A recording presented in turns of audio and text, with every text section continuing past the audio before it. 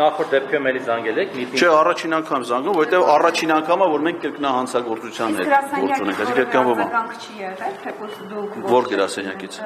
Չէ, իրանք այսինքն իրենց մշտադիտարկումներով որ փորձեն, չէ, ցավոք սրտի չի եղել։ Հիմա ուղիղ եթերում զանգ են կատարում մատերիալների պաշտպանի գրասենյակ։ Քաղաքացի, դուք զանգարել եք մատերիալների պաշտպանի թեժգից հեռախոսահամարին։ Տեղեկացնում ենք, որ հեռախոսազանգը ձայնագրվում է։ Զանգը սպասման մեջ է։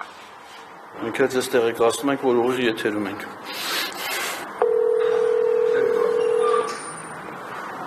У вас уже есть приложение «Тема»?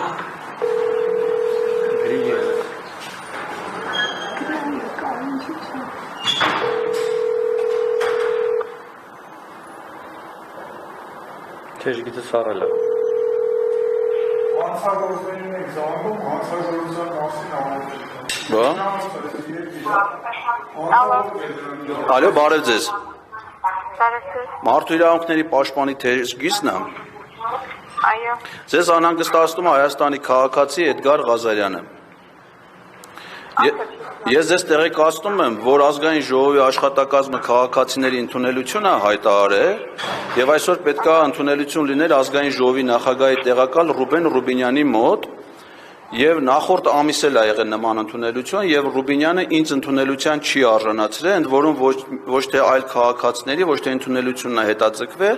այլ միայն ինձ, ցուցաբերելով ըստ էության իմ նկատմամբ խտրական վերաբերմունք։ Ես համարում եմ իմ իրավունքների կոպտագույն խախտում պետական բարձրաստիճան պաշտոնատար անձի կողմից եւ խնդրում եմ ձեզ գրանցել այս հաղորդումը եւ նախաձեռնել վարույթ այդ կապակցությամբ։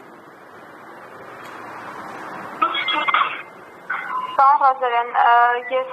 հասկացա ձեր խնդիրը, ձեր հեռախոսահամարը հիմա ես գրանցել ձեզ համապատասխան վարչությունից կզանգահարեն, լավ։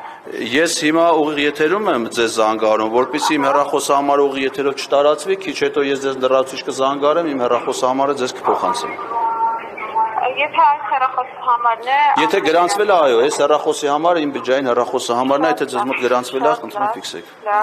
Շնորհակալ եմ։ Ինչ որ ակնկալիք ունեք, որ տիկին մի բան կարձագանքի պատճառ։ Ես ակնկալում եմ, որ նա հետ կզանգահարի եւ ինձ համար հատուկ կկատարի «Արի իմ սոխակ» երգ։